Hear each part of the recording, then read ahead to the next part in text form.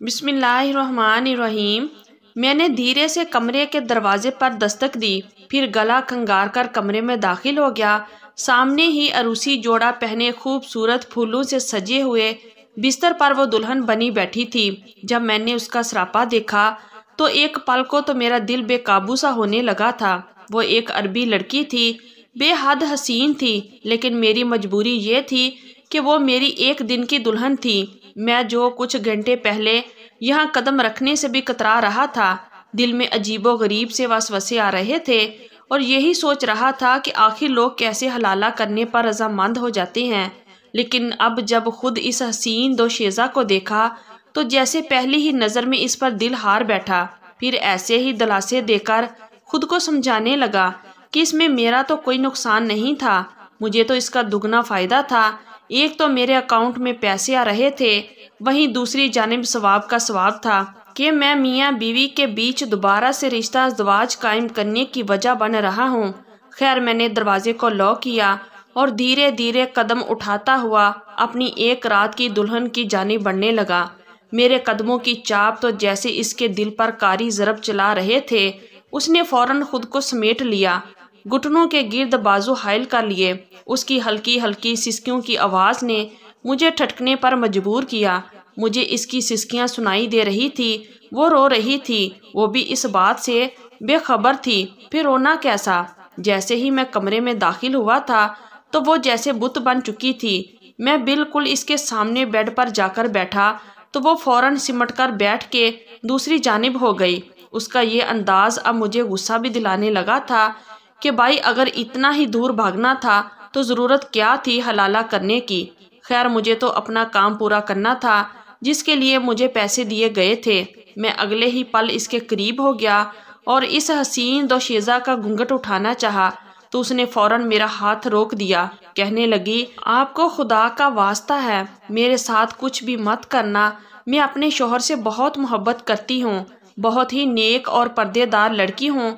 मुझे मेरे शोहर के अलावा आज तक किसी ने नहीं छुआ। मैं कैसे किसी और को वो दर्जा दे सकती हूँ? आप मुझसे दूर रहें। वो हाथ जोड़कर रोने लगी, जबकि अगले ही पल मुझे गुस्सा आ चुका था। कैसी बहकी बहकी बातें कर रही थी वो। मैं कहने लगा, ए लड़की, क्या ड्रामेबाजी कर रही हो? तुम्हारी अकल पर पर्दा पड़ गया है। मैं तुम्हारा शोहर हूँ। तुम्हारा पहला शोहर तो तुम्हें तलाक दे चुका है और अब तुम मेरी मलकियत हो। तुम पर मेरा हक है और ये नहीं कि मैंने तुमसे ज़बरदस्ती निकाह किया है। तुमने खुद रजामंदी दी है। तुम होती कौन हो जो मुझे अपने करीब आने से रोको? इस वक्त मेरे जज्बात पूरे अबोताब से जागे हुए थे। मैंने इससे कहा कि मैं तुम पर पूरा इख्तियार रखता हूँ और हलाला कैसे होता है ये तुम भी अच्छे से जानती हो। मेरी बात सुनकर वो बिल्कुल खामोश हो चुकी थी, रोने लगी। मगर अगले ही पल मैंने इसके बंधे हुए हाथ पकड़ लिए। इसके नरम मोमी हाथ तो जैसे मुझे अलग ही दुनिया में ले जा चुके थे। मैंने इसका हाथ थामकर इसे मुंह दिखाई के लिए अंगूठी पहनाना चाही, जो कि इसी के साबका शोहर से मैंने ली थी, क्योंकि अरबियों में यह ख़ास रस्म थी कि बीवी को सबसे पहले मुंह दिखाई में अंगूठी लाजमी पहनाते हैं। वो खामोशी से हर अमल देखती रही। अगले ही पल मैंने इसका घूंघट हटाया तो वो दुल्हन बने खूबसूरत सी गुड़िया मेरे सामने थी। हालांकि रोने की वजह से इसका काजल काफ़ी ख़राब हो चुका था, लेकिन इसके हसीन रूप पर फैला हुआ वो काजल भी इसके हुस्न को दुबाला कर रहा था। हम पठान भी खूबसूरत ही होते हैं और बला के हसीन हुआ करते हैं, मगर ये अरबी लड़की तो क़यामत ढा रही थी। मैं था भी एक खूबरू मर्द और हुस्न परस्त भी था। उससे पहले कि मैं इसके हुस्न की तारीफ़ करता, उसने जो इंकशाफात मुझ पर किया, मेरे तो होश उड़ चुके थे। कहने लगी कि इसका साबका शोहर तो इसे कई बार। मैंने पहला कदम इस हाल नुमा कमरे में रखा तो ऐसे लगा जैसे दंदल में धंस चुका हूँ। भले ही यह गलत था, मैं खुद इसके खिलाफ था, मगर मेरी मजबूरियाँ मुझे यहाँ तक ले आई थी। मेरे चेहरे पर पसीने की बूंदें चमक रही थी।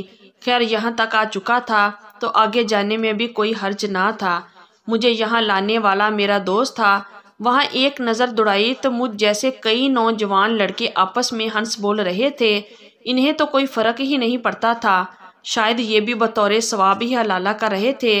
مجھے میرا دوست راہداری سے گزرتا ہوا ایک کمرے میں لے آیا جو کہ وہاں کا دفتر سمجھا جاتا تھا۔ یہ ایک حلالہ سینٹر تھا جسے ایک گھر میں بنایا گیا تھا اور یہاں بڑی رازداری سے عربی عورتوں کا حلالہ پاکستانی نوجوانوں سے کروایا جاتا تھا۔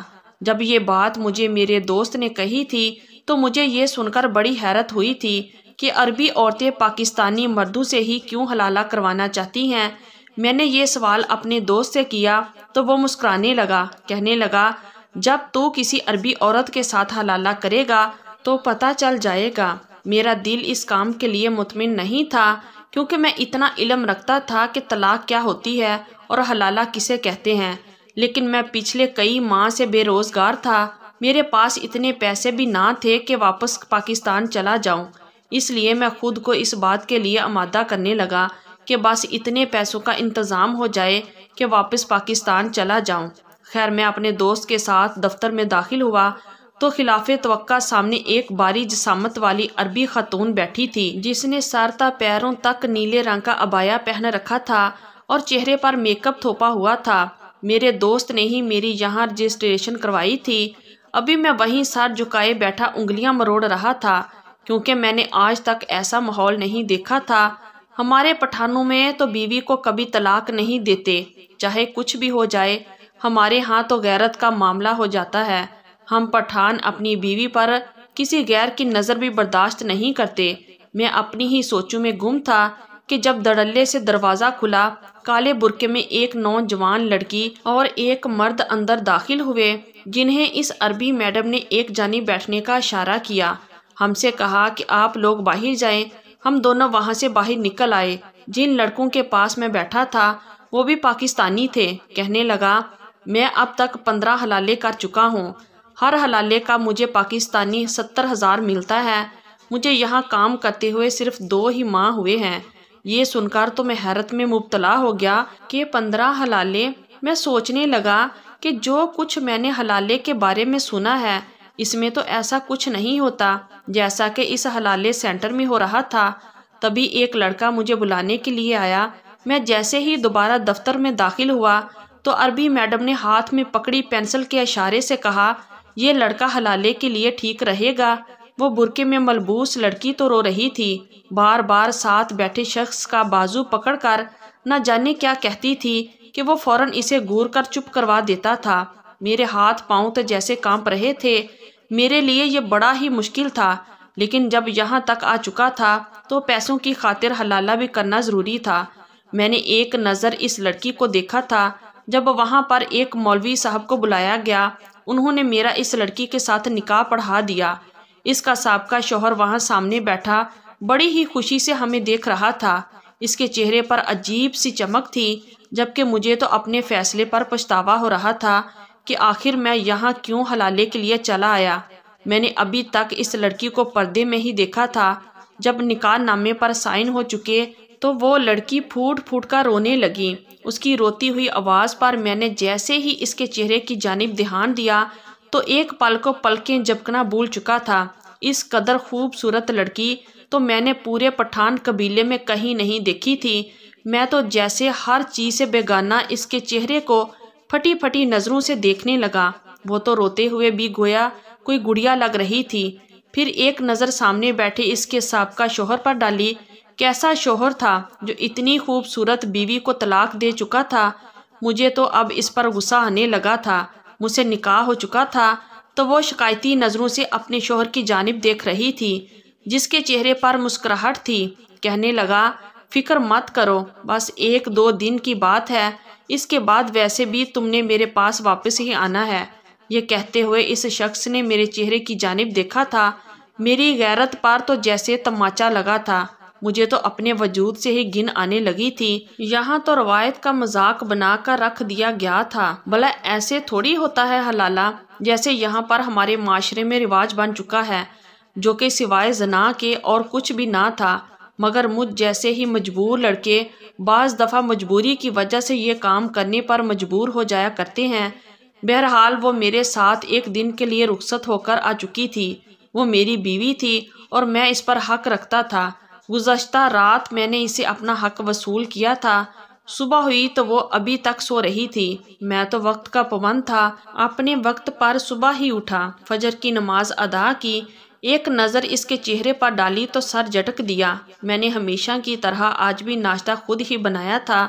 जब नाश्ता करने बैठा तो तब वो बिस्तर से उठी। मुझे वहीं बैठा देखकर फौरन दुपट्टा ठीक किया। भले ही वो मेरे लिए अभी तक अनजान थी, मगर मैं वक्त का बड़ा ही पाबंद था। मैं कहने लगा, लगता है इन्हीं हरकतों की वजह से तुम्हारे शोहर ने तुम्हें तलाक दी है। औरत ज़ात इतनी लेट उठे तो मर्द को गुस्सा तो आएगा ही। ये सुनकर इसका रंग जर्द पड़ गया। एक मर्तबा फिर आंसू तवातर से बहने लगे। मेरा तंज शायद इसे बर्दाश्त नहीं हुआ था। वो उठकर वॉशरूम में चली गई तो मैंने सोचा कि बस वक्ती लगाव होगा, इसे अपना काम पूरा करके इसको तलाक दे दूंगा। इसीलिए बगैर कोई खुश फहमी पाले इसके साथ सख्त रवैया रख रहा था। मगर जब वो नहाकर आई तो इसका निखरा रूप देखकर मेरा दिल फिर से बेईमान हुआ था। मुझे लग रहा था कि मेरा दिल इसकी जानिब खींचा चला जा रहा है। इसे देखकर मुझसे रहा न गया तो मैं सोफे से उठकर इसके पास आ गया और बेसाख्ता इसके गाल से हिलाने ही लगा था कि वो फौरन 2 कदम पीछे हटी। कहने लगी, हलाला आप कर चुके हैं, इसलिए मुझसे दूर रहिए। मैंने इसे गौर से देखा। एक ही रात में वो मुझे कितनी अपनी अपनी लगने लगी थी कि मेरा जी चाहा कि मैं अपनी बात से फिर जाऊं। मेरा दिल इसका मुतमन्नी होने लगा। मैं सोचने लगा, कैसे यहाँ पर आने वाले नौजवान मुसलमान होते हुए एक रात के हलाले के लिए मान जाते हैं, जबकि ऐसा कोई भी तरीका शरीयत में मौजूद नहीं है। अभी मैं यही सोच रहा था कि दरवाजे पर दस्तक हुई। इस लड़की ने फौरन से दरवाज़ा खोला तो सामने इस हलाले सेंटर की इंचार्ज खड़ी थी। कहने लगी, चलो अच्छा है कि तुम दोनों उठ गए, मेरे ऑफिस में आओ ताकि बाकी की कार्रवाई भी हो सके। जो कुछ इस औरत ने मुझे रात को अपने शौहर के बारे में बताया था, मैं सोच चुका था कि मुझे क्या करना है। जैसे ही मैं ऑफिस में पहुंचा, इस औरत का शौहर कुर्सी पर बैठा था। मुझे देखकर मुस्कुराया, लेकिन वो लड़की अपने शौहर को देखकर बेसाख्ता रोने लगी। वो बेख्तियार होकर इसके साथ लग गई। ये देखकर तो मुझे बहुत जोर का झटका लगा। इस वक्त वो औरत मेरी ज़ौजियत में थी, एक पठान की बीवी थी। इसकी हिम्मत कैसे हुई किसी के साथ लगकर रोए। मैंने तेज कदम बढ़ाए, बाजू से पकड़कर उम्मे मरियम को इसके साबका शौहर से पीछे किया। ये देखकर इसका शौहर गुस्से से मुझे घूरने लगा। कहने लगा, ये क्या बदतमीजी है। मैंने कहा, ये हमारा बीवी है, हमारा गैरत है। जब तक ये हमारा निकाह में है, हम इसको तुम्हारे पास नहीं छोड़ सकता। कहने लगा, ठीक है, मैं डिवोर्स पेपर अपने साथ लाया हूँ, साइन करो और अपने पैसे उठाओ। मैंने कहा, जैसा हलाला तुम कर रहे हो ऐसा शरीयत में नहीं है। मुझे ये लड़की अच्छी लगी है, मैं इसे तलाक नहीं देना चाहता। मेरी बात सुनकर हलाला सेंटर की इंचार्ज औरत और वो अरबी नौजवान गुस्से में मुझ पर बरस पड़े कि तुम्हारी हमसे यही बात तय हुई थी कि तुम एक रात गुजारोगे और अगली ही सुबह तलाक हो जाएगी, और इसके पैसे तय हुए थे। मैंने कहा, मैं पठान हूँ, हमारे पठानों में ऐसा नहीं होता। हम औरत की सौदेबाजी नहीं करते, हम या तो मर जाते हैं या मार देते हैं, लेकिन अपनी गैरत का सौदा नहीं करते। मेरी बात सुनकर वो अरबी नौजवान परेशान हो गया। वो इंचार्ज मुझे दूसरे कमरे में ले गई। कहने लगी कि तुम अपने पैसे बढ़ा लो, मैं इस अरबी से ज़्यादा पैसे ले दूंगी, लेकिन देखो ये मेरा कारोबार है, तुम बात से फिर नहीं सकते। तुम्हें हर हाल में उम्मे मरियम को तलाक देनी होगी। मैंने कहा, मैं नहीं दूंगा, और अगर तुम लोगों ने दोबारा ये बात कही तो मैं पुलिस में जाऊंगा कि तुम लोग खुफिया तौर पर पाकिस्तानी नौजवानों को पैसों का लालच देकर एक गैर शरई काम करवाते हो। ये सुनकर इस औरत की रंगत फाक पड़ गई। वो मेरी मिन्नत समाजत करने लगी। फिर कहने लगी, अच्छा ऐसा करते हैं कि तुम 1 महीना उम्मे मरियम के साथ रह लो, अगर इसके बाद तुम्हारा दिल भर जाए तो बेशक तुम इसे तलाक दे देना। इसका शौहर तुम्हें इतने ही पैसे दे देगा। वो अरबी इंचार्ज औरत शायद ये समझ रही थी कि मुझे शायद वक्ती खुमार है, जो कुछ वक्त गुजरने के साथ ख़त्म हो जाएगा, लेकिन मेरे लिए ये मेरी गैरत की बात थी। वो औरत कहने लगी कि 1 माह की अलहदा रहाइश भी वो मुझे देगी। मैं इस बात पर राज़ी हो गया, क्योंकि फ़िलहाल मैं खाली हाथ था। अगर उम्मे मरियम को अपने साथ रखता भी तो कहाँ रखता, मेरे पास रहाइश का भी इंतज़ाम नहीं था। लेकिन मैं सोच चुका था कि 1 महीने में कुछ भी करके मैं पैसों का इंतज़ाम करूँगा اور مریم کو اپنے ساتھ پشاور لے جاؤں گا۔ وہ انچارج مجھے وہیں کمرے میں چھوڑ کر چلی گئی۔ آدھے گھنٹے بعد واپس آئی لیکن بے حد پریشان تھی۔ کہنے لگی اسی لیے میں پٹھانوں کو اس کام کے لیے نہیں رکھتی۔ اگر تمہاری جگہ کوئی اور ہوتا تو پیسے لے کر بات ختم کر دیتا، لیکن تم لوگ ہر بات میں غیرت کو لے کر آ جاتے ہو۔ تمہارے دوست نے تمہاری ضمانت دی تھی لیکن تم تو پھر… کہنے لگی میں نے بڑی مشکل سے اس کے شوہر کو راضی کیا ہے۔ تمہارے لیے اس کے شوہر نے ایک فلیٹ کرائے پر لیا ہے، لیکن دیکھو 1 مہینے تک تم مریم کو چھوڑ دو گے۔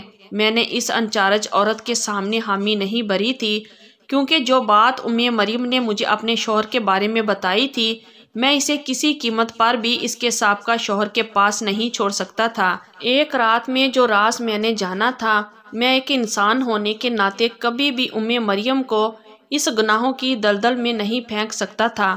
بے شک وہ باپردہ تھی، حیا والی تھی، اپنے شوہر کے علاوہ کسی دوسرے مرد کے تصور سے بھی کانپتی تھی، لیکن وہ شریعت سے لا علم تھی۔ وہ عربی شخص جو اس کے ساتھ محبت کے نام پر جو کچھ کرتا تھا وہ ایک ناجائز امر تھا۔ میں اس عربی عورت کے ساتھ اس کے فلیٹ میں رہنے لگا، لیکن وہ مجھ سے ہر وقت ڈری سہمی سی دور دور رہتی تھی، لیکن میں فاصلوں کا قائل نہ تھا۔